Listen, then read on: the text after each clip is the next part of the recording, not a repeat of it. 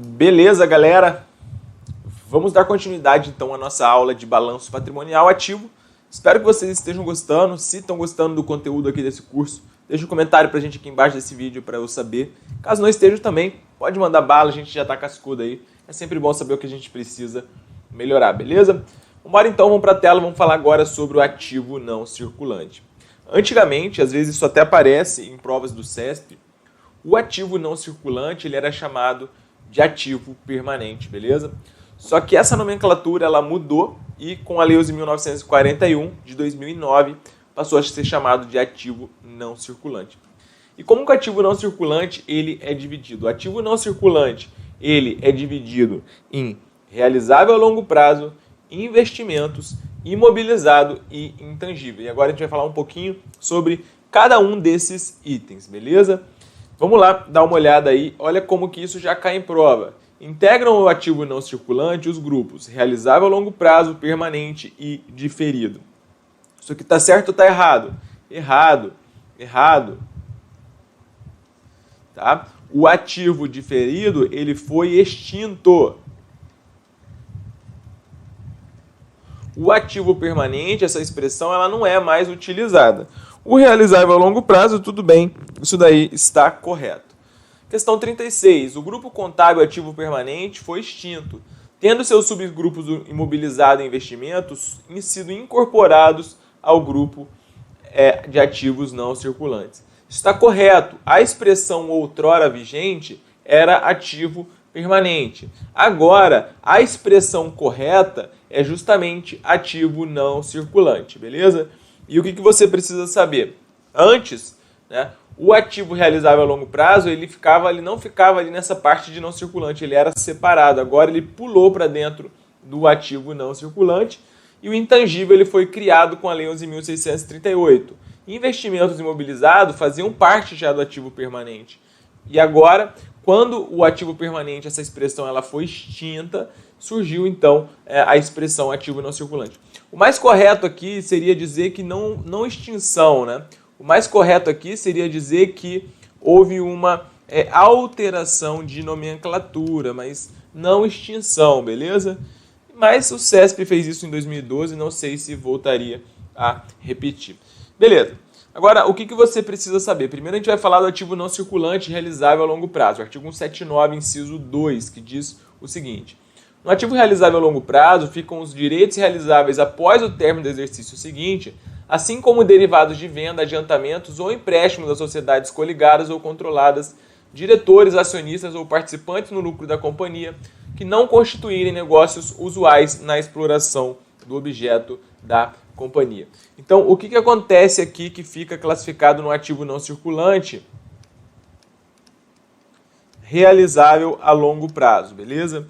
Então, realizável a longo prazo, geralmente são aquelas operações, aqueles bens e direitos que têm realização em mais de 12 meses, tá? Então, mais de 12 meses. É um cliente que você tem para receber no longo prazo, é uma operação que você fez no mercado de ações que você só vai se desfazer em mais de 12 meses, mas não tem caráter permanente.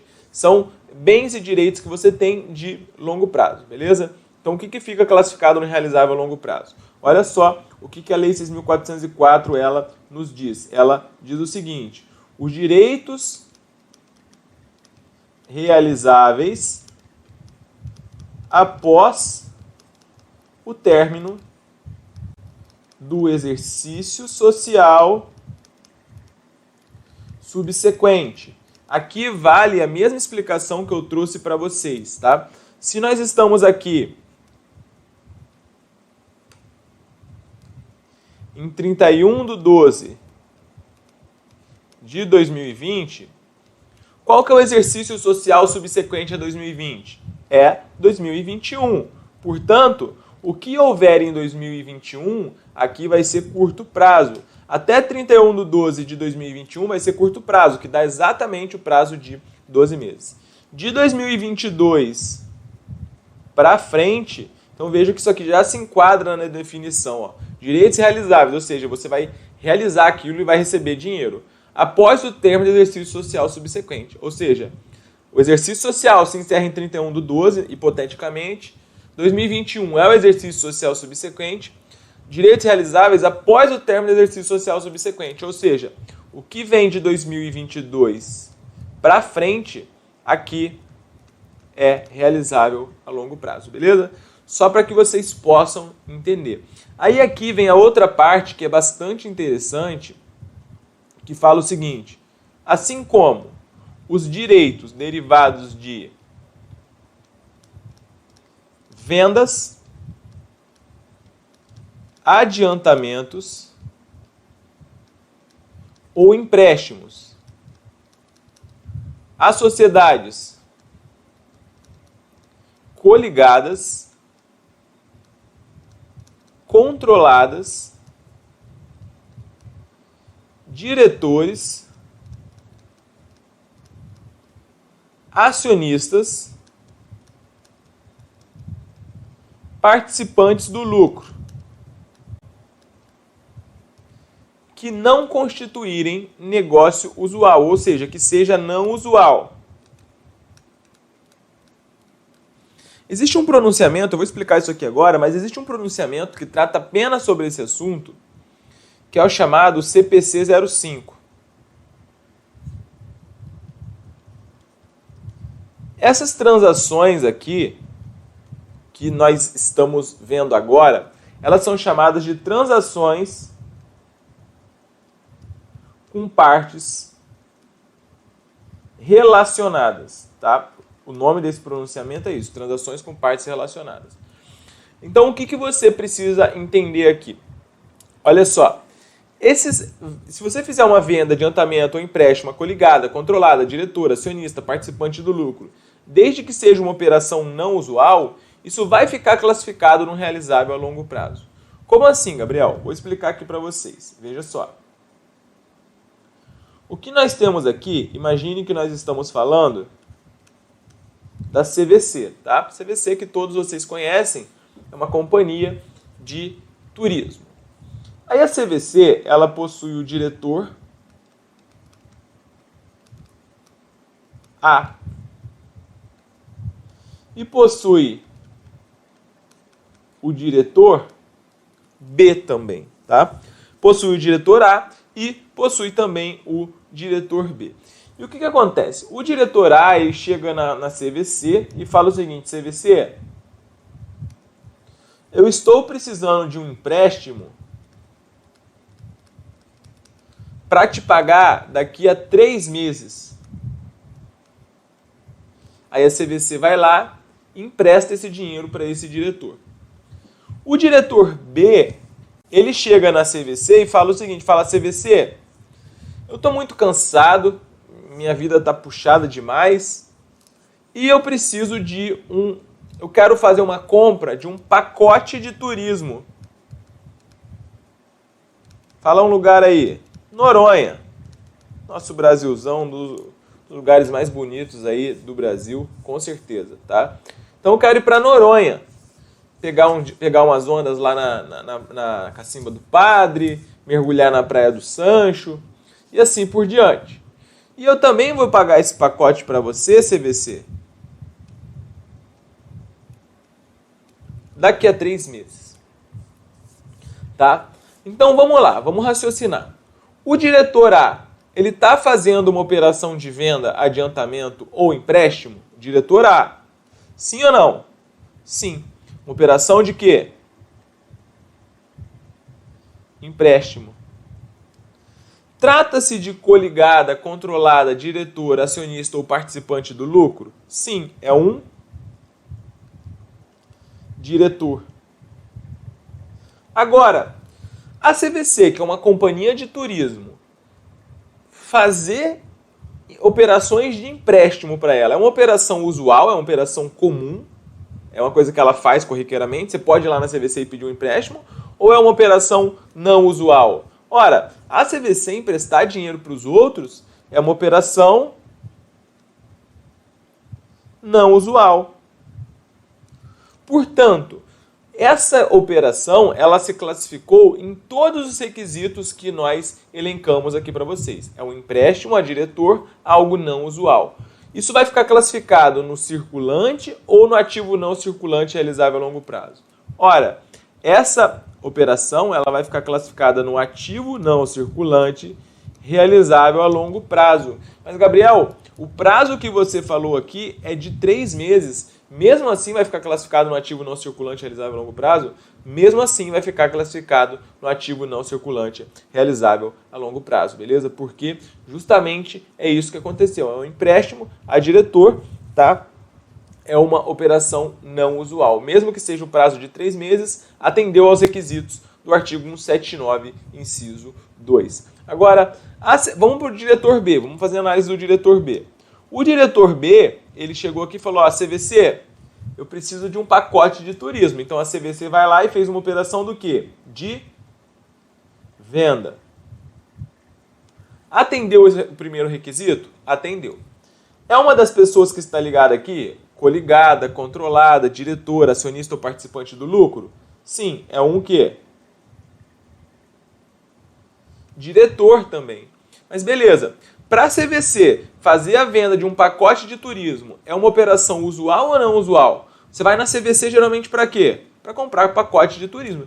Então, na CVC fazer operações de venda de pacote de turismo é usual. Portanto, esse requisito aqui não foi atendido. Como não foi atendido, você vai classificar isso conforme o prazo. Beleza? Você vai classificar conforme o prazo. Aqui, portanto, se você fizer a venda de um pacote de turismo para o diretor B para receber em 3 meses, como isso foi dentro de 3 meses, você vai classificar isso no ativo circulante dessa companhia. Beleza? Apenas para que vocês entendam, porque isso é bastante importante. Mas por que fica classificado assim quando é uma operação de venda, adiantamento, empréstimo, coligada, controlado, diretor, acionista, tal, que seja não usual? Porque muito provavelmente, se esse diretor A ele não paga isso dentro dos 3 meses, a CVC ela não vai processar um diretor, processar o seu fundador. A Itaúsa não vai processar o Itaú se o Itaú não pagou o empréstimo, nem assim por diante. Operações entre pessoas que são ligadas assim, elas tendem a ser feitas, mas na camaradagem, né? E não há qualquer problema disso, tá? Existem regras, óbvio, mas é um pouco mais na camaradagem, tá bom? Importante que você entenda, se não entendeu, leia o PDF e reassista essa parte aqui. Vamos lá então, questão 37.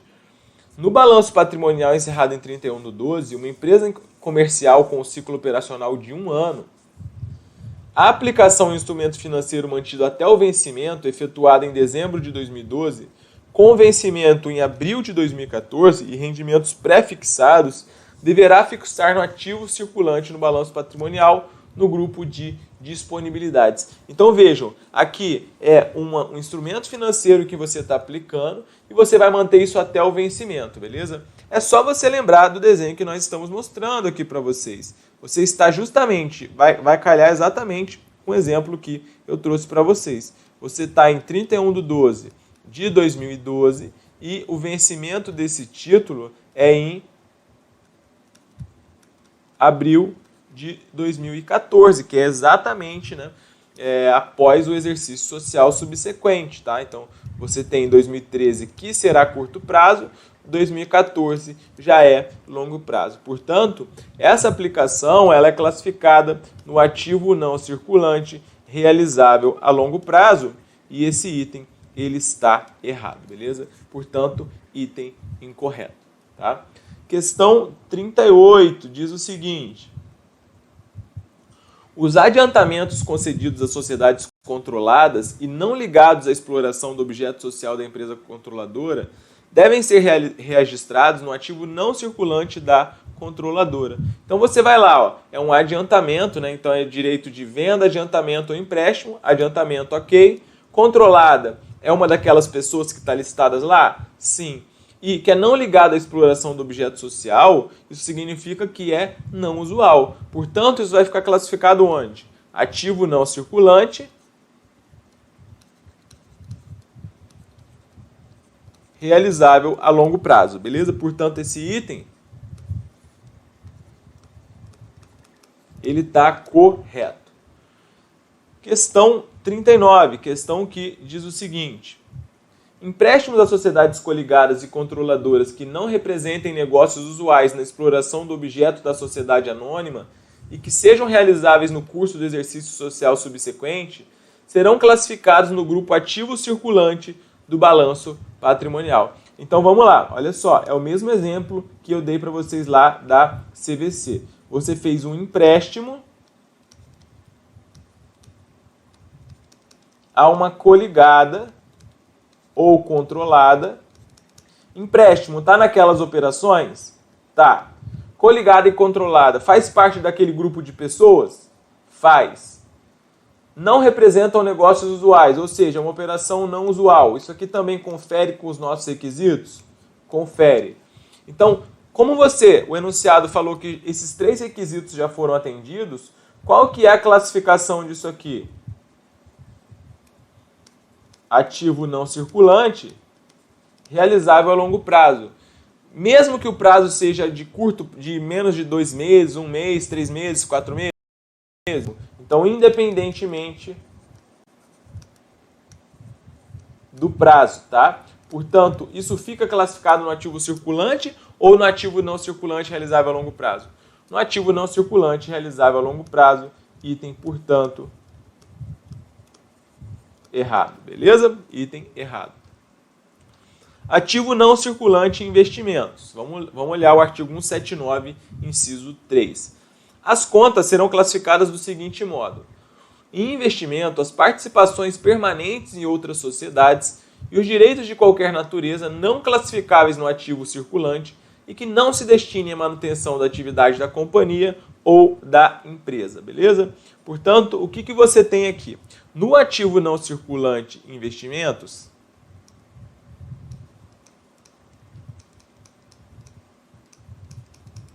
ficam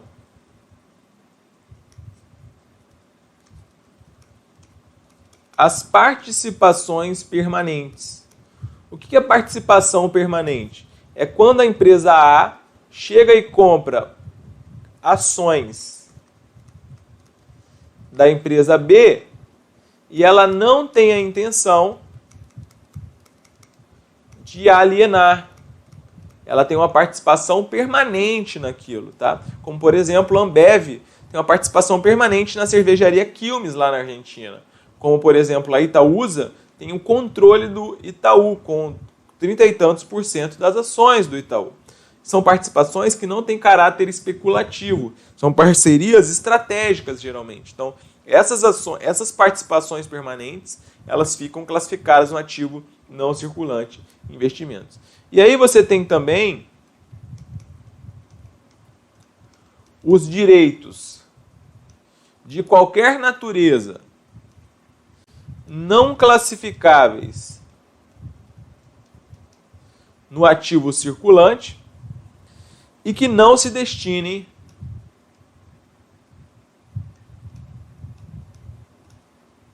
à manutenção da atividade da companhia, ou seja, não são objeto da companhia. Uma obra de arte aqui seria um exemplo. Tá? Uma obra de arte. Aqui o que você precisa saber é que as participações permanentes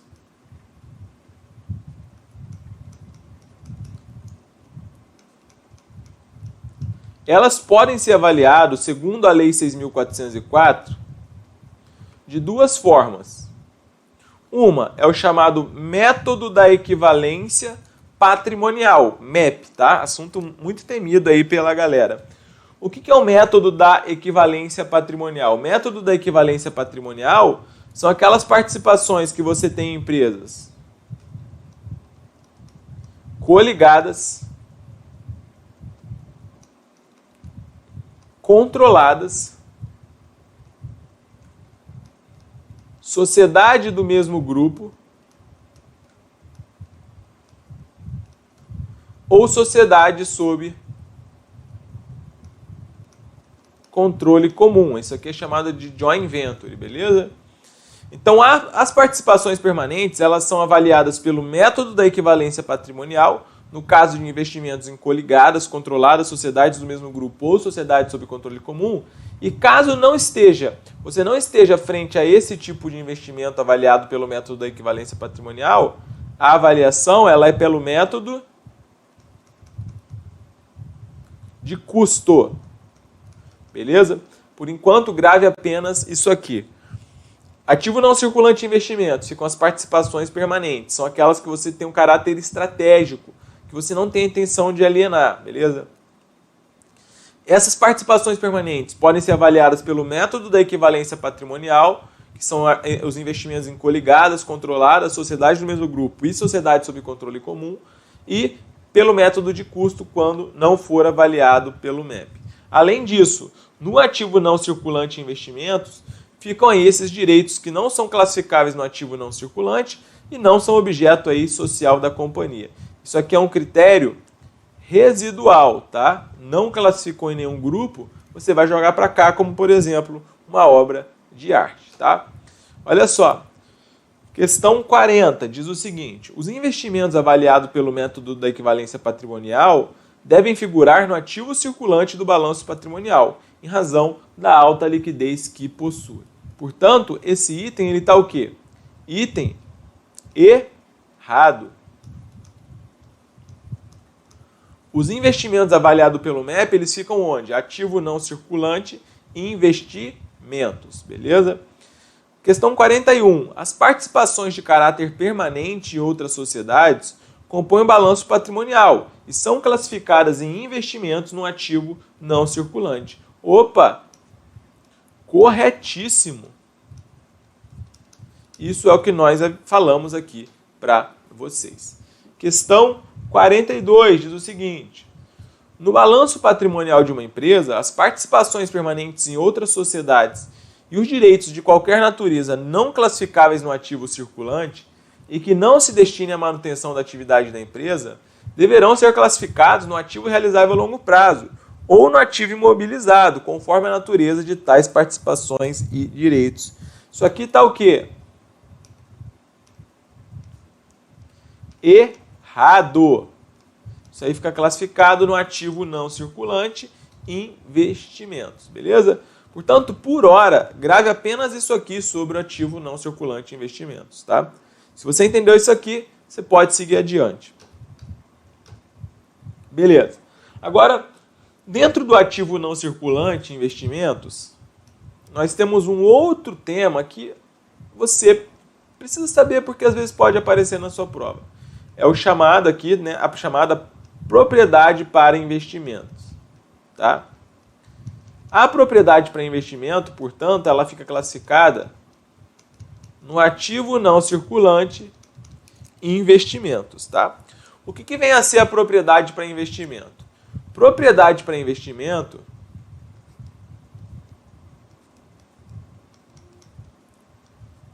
é o terreno, o edifício, ou ambos, que são mantidas para valorização, para aluguel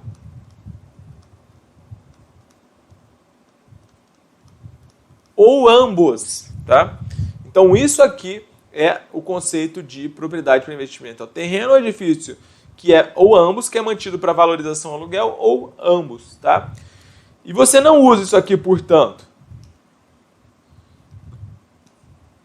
Não é utilizado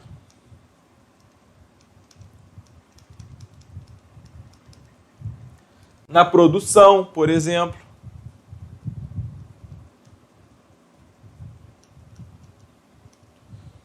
No fornecimento de bens ou serviços. Então você não usa isso aí também para fornecer bens e serviços, esse terreno ou edifício. Você não usa também para finalidades administrativas.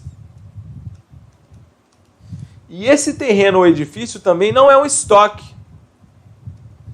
Não é destinado para venda, como se fosse um estoque, tá? Existe um CPC que trata só sobre propriedade para investimento, que é o pronunciamento técnico CPC 28. O edital de vocês, ele consta o tópico pronunciamentos contábeis, só que O que eu quero que você grave desses pronunciamentos contábeis são justamente essas nuances que eu estou falando aqui para você, e não que você vá profundamente no CPC. Se você souber isso aqui que eu estou falando, já está de ótimo tamanho, não vai sair desse limite na sua prova, tá? Então, por exemplo, eu comprei um terreno lá não sei aonde porque era uma grande oportunidade de valorização. Isso é uma propriedade para investimento? Sim. E vai ficar classificado onde? Ativo não circulante investimentos, beleza? Ah, eu comprei um prédio lá na esquina da minha empresa porque desocupou e estava uma ótima oportunidade, eu sei que ele vai ser alugado rápido. Isso é propriedade para investimento? Sim, beleza? Então, propriedade para investimento é o terreno, edifício ou ambos que você mantém com a finalidade de valorizar, de alugar ou ambos também, tá bom? É o que você precisa saber para a sua prova, classificação no ativo não circulante investimentos. Beleza, olha só, questão CESP Analista TJM 2019. Olha só o que a questão diz. Um edifício de propriedade de uma empresa industrial que o mantém com o objetivo único de oferir aluguel não se enquadra no conceito de propriedade para investimento. Então você tem um edifício que você mantém com o objetivo de oferir aluguel. Essa é a finalidade. Isso é o quê? Uma propriedade para investimento. Portanto, item errado. Enquadra-se sim. Ok. Agora tem uma coisa que eu quero que você saiba, que é o seguinte. Olha só.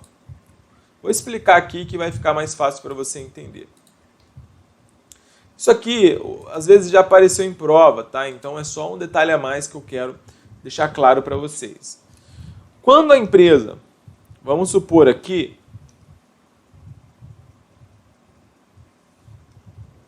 que nós temos a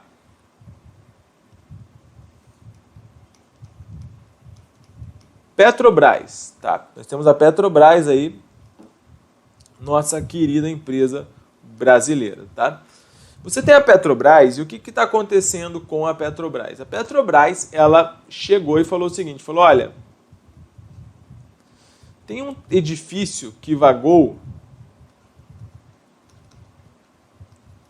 no centro do Rio de Janeiro, tá? E eu tô vendo que esse edifício é uma excelente oportunidade.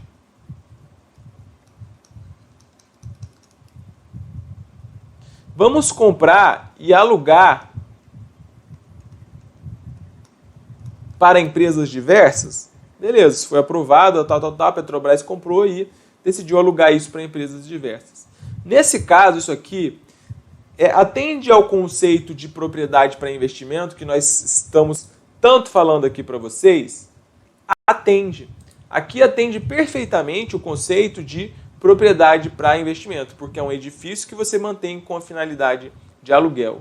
Tá? Você não vai utilizar nas atividades administrativas, no fornecimento de produtos da Petrobras, não vai utilizar para venda como se fosse um estoque e assim por diante. Agora, existe uma outra situação, então isso aqui é uma propriedade para investimento classificada no ativo não circulante investimento. Agora tem uma outra situação que é peculiar, que está na interpretação técnica do CPC, interpretação técnica número 10. Imagine que a Petrobras ela quer explorar uma bacia de petróleo lá na região de Campos dos Goytacazes, que é uma região aqui do Rio de Janeiro, né, lá para cima, indo em direção ao Espírito Santo, depois de Búzios, beleza? E o que está acontecendo? Tem os funcionários da Petrobras que eles são do Rio de Janeiro, e eles não têm onde ficar. A Petrobras, então, fala o seguinte, a gente tem essa bacia lá em Campos para explorar, o que eu vou fazer? Eu vou construir uma série de casas lá em Campos e vou alugar essa casa para os meus funcionários morarem durante a semana, porque ninguém tem como ficar indo e voltando de Campos todo dia. E aí a Petrobras construiu essas casas e essas casas elas precisam ser contabilizadas. Só que, vejam, essas casas estão alugadas para o funcionário. Então é uma espécie de, entre aspas, edifício, né, que está sendo alugado. Só que nesse caso, como a Petrobras ela não está alugando isso, o aluguel aqui não é para você não comprou isso para valorizar e para você alugar. Você está fazendo isso para facilitar a sua vida, que é extrair petróleo na bacia de Campos. Portanto, embora sejam casas que estejam alugadas em um terreno, etc., a classificação aqui nessa casa não é propriedade para investimento no ativo não circulante. Aqui a classificação é no ativo imobilizado. Então, quando o aluguel é para funcionário, você tem que acender um alerta aí com uma pulga atrás da orelha, porque geralmente quando o aluguel ele é para funcionário, a classificação ela vai ser no ativo não circulante imobilizado, tá? Porque isso ela está utilizando para conseguir alcançar suas atividades fins. Embora você esteja alugando, né, para os seus funcionários, se você não tivesse essa bacia lá, muito provavelmente você não construiria essas casas, tá bom? Só para que você fique de olho, geralmente quando você aluga para empregado, portanto, é ativo não circulante imobilizado, tá? Que é justamente o grupo que nós vamos falar agora. O que vem a ser o ativo imobilizado? Ativo imobilizado, resumidamente, vou falar aqui para vocês, olha só o artigo 179, inciso 4. No ativo imobilizado ficam os direitos que tenham por objeto bens corpóreos destinados à manutenção das atividades da companhia ou da empresa ou exercidos com essa finalidade, inclusive os decorrentes de operações que transfiram à companhia os benefícios, riscos e controle desses bens. Portanto, no imobilizado ficam os bens corpóreos destinados à manutenção das atividades da companhia.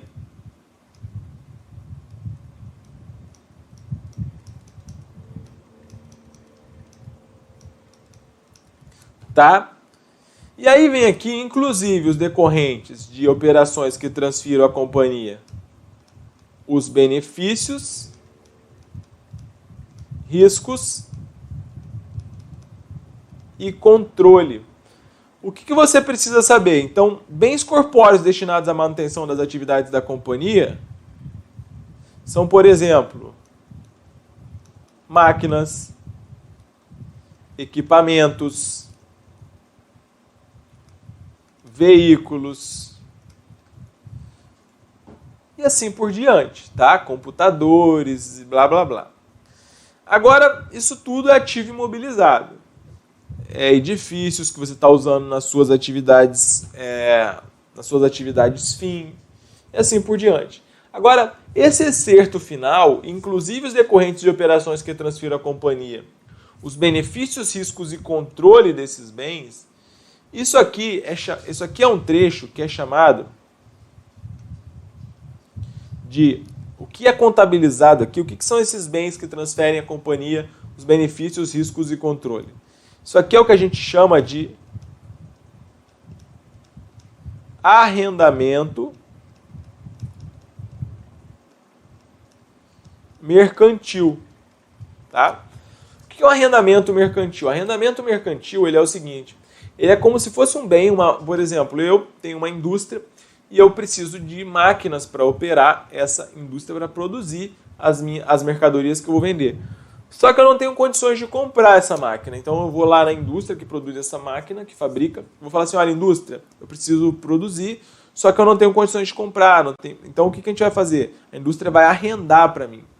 Esse arrendamento, ele é como se fosse entre aspas, uma espécie de compra, porque você vai pagar praticamente todo o valor de mercado desse bem ao longo da vida útil, tá? Você vai pagar praticamente tudo e lá no final, geralmente você tem uma opção de comprar esse bem que está sendo objeto de arrendamento por um valor bem menor do que o valor de mercado, porque você pagou o valor dele praticamente todo ao longo da vida útil.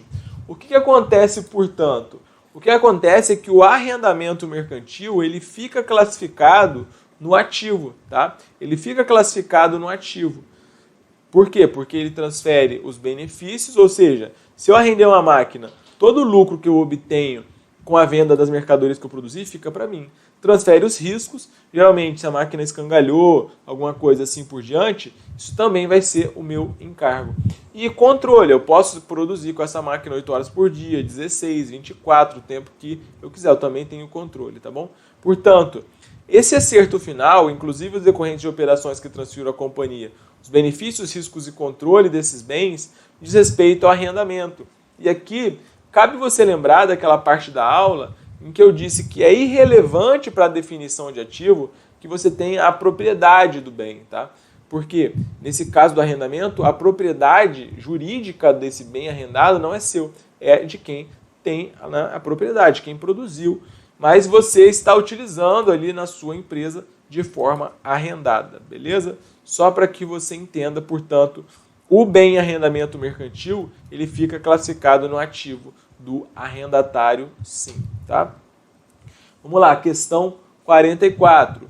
Os direitos que tenham por objeto bens corpóreos destinados à manutenção das atividades da companhia ou da empresa, ou exercidos com essa finalidade, incluído os decorrentes de operações que transfiram à companhia, os benefícios, riscos e controles, são classificados, gabarito, portanto, letra E, no ativo imobilizado. Agora, a questão 45 é interessante. Olha só, o que acontece? A questão 45 diz o seguinte: o ativo imobilizado pode eventualmente incluir bens incorpóreos. O gabarito oficial da banca foi errado. Então, pelo gabarito do CESP aqui,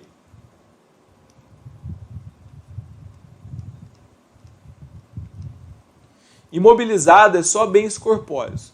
Só que quando você vai no CPC 04, que trata sobre o ativo intangível, o CPC 04 ele fala da seguinte forma. O CPC 04 ele fala que, eventualmente, um ativo intangível, como por exemplo um software, ele pode estar incluso, né, em um elemento que tenha substância física. Por exemplo, olha só, você comprou uma máquina para operar na sua empresa.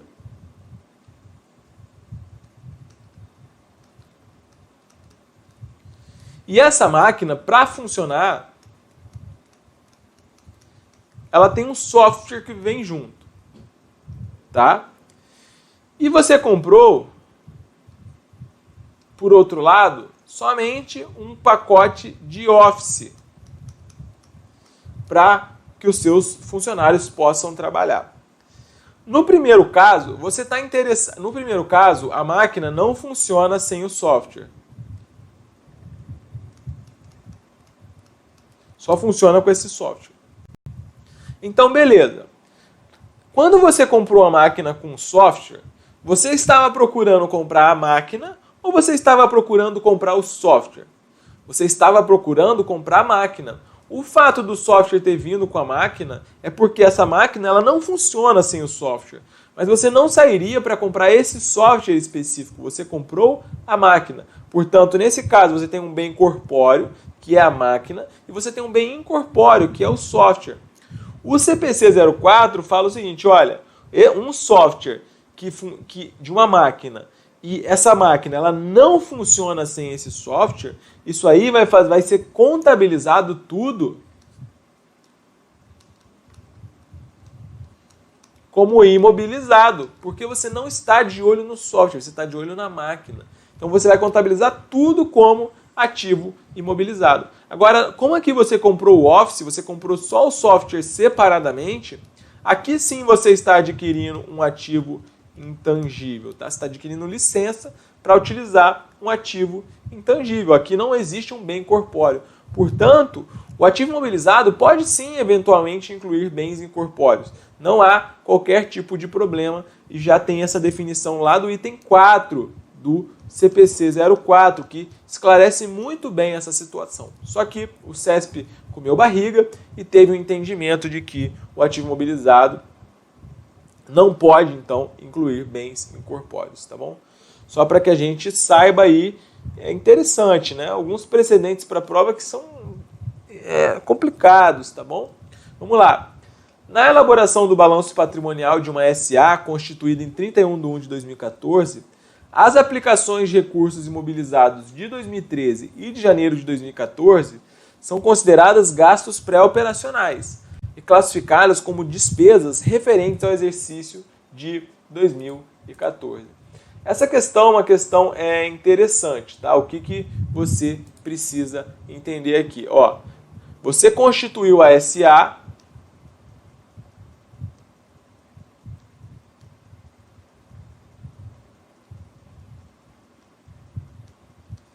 em 31/12, em 31/1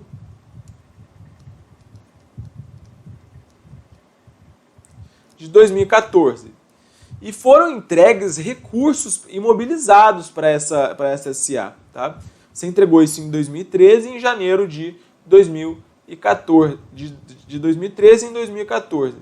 Vejam, como você está fazendo aplicações de recursos imobilizados, né? Isso aqui, você está fazendo isso para constituir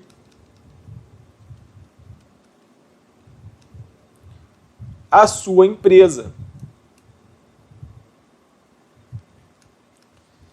Então, a questão, ela não falou se esses imobilizados eles foram entregues para a companhia pelos seus sócios ou se eles foram comprados com caixa que a companhia já possuía, os sócios já mandaram caixa e você comprou ali com aquele dinheiro, tá? De qualquer forma, quando você está entrando com imobilizados na companhia, recursos imobilizados, isso não é classificado como gasto pré-operacional, tá? Gasto pré-operacional fazia parte do que a gente chamava de ativo diferido, que, como eu já disse a vocês no começo dessa aula, esse grupo ele foi extinto. Portanto, a classificação correta disso aqui é ativo imobilizado, tá? Ah, Gabriel, mas a empresa foi constituída só dia 31 de janeiro de 2014 e foi entregue em 2013 em janeiro de 2014. Tudo bem, você vai entender que isso foi feito para a constituição da empresa, tá? Você entregou antes e constituiu depois. Não tem nenhum tipo de problema, tá bom? Você estava em processo de constituição, tá? Agora, um outro tema que às vezes aparece bastante em prova também é o que a gente chama de ativos biológicos. O que são ativos biológicos? Ativo biológico, está acabando já a aula, faz parte lá de um pronunciamento contábil que é o chamado CPC 29. Então, toda vez que aparecer na sua prova esse tema ativo biológico, você vai saber o seguinte, que ativo biológico é um animal ou planta vivo, tá? Parece engraçado essa definição, porque animal ou planta vivo. Tem que estar vivo, não pode ser morto, tá? Então, ativo biológico, eles ficam classificados muitas vezes, grande parte das vezes, no imobilizado. Pode ser estoque também, tá? Então, vai ser ou geralmente no imobilizado ou no estoque, depende. Tá bom? Então, olha só, exemplo de ativo biológico. Você tem aqui carneiro. Carneiro é um animal ou planta vivo? Sim. Tá? Então é chamado de ativo biológico. Dos ativos biológicos decorre o que nós chamamos de produto agrícola. Do carneiro você extrai diretamente a lã. O produto agrícola é o que decorre imediatamente do ativo biológico. Tá? Então do carneiro sai a lã. Então, por exemplo, gado de leite é um animal ou planta vivo? Sim. Do gado de leite sai o quê? Leite, que é um produto agrícola. Da cana-de-açúcar, é um animal ou planta vivo? Sim, sai o quê? A cana colhida, que é um produto agrícola, beleza? Então apenas saiba que ativo biológico é o que a gente chama de animal ou planta vivo, que pode ser classificado ou no imobilizado ou no estoque. E para encerrar a nossa aula, a gente vai falar sobre o ativo não circulante intangível. Olha só o que está escrito aí na Saiu aqui sem querer. O que está escrito aqui no nosso slide? Ativo não circulante intangível. No intangível ficam os direitos que tenham por objeto bens incorpóreos destinados à manutenção das atividades da companhia ou exercidos com essa finalidade, inclusive o fundo de comércio adquirido, beleza? Então isso aí é o ativo não circulante intangível, que surgiu com a Lei 11.638. Intangível surgiu com a Lei 11.638. Portanto, no intangível ficam contabilizados os bens incorpóreos. Existe um pronunciamento para tratar do ativo intangível, que é o CPC 04. O que são bens incorpóreos? Marcas, direito de concessão, patentes, direitos autorais, softwares e assim por diante, tá? Então, os bens incorpóreos destinados à manutenção das atividades da companhia são classificados no intangível, inclusive o fundo de comércio adquirido. O que é o fundo de comércio adquirido? O fundo de comércio adquirido é o que é chamado de goodwill ou ágio por expectativa de rentabilidade